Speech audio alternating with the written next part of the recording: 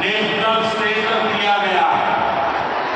Budget में जिस मखाना board की घोषणा की गई वो बनने से मखाना किसानों का भाग्य बदलने वाला है।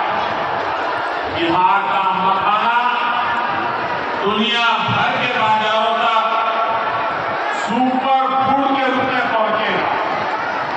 बिहार में national institute of food technology and management भी बनने वाला है। इससे यहाँ के नौजवानों को फूड प्रोसेसिंग से जुड़े छोटे उद्यम लगाने में और मदद मिलेगी। साथियों, खेती के साथ साथ मछली उत्पादन में भी बिहार निरंतर आगे बढ़ रहा है। हमारे मछुआरे साथी किसान क्रेडिट कार्ड की सुविधा का लाभ ले पाए। इससे मछली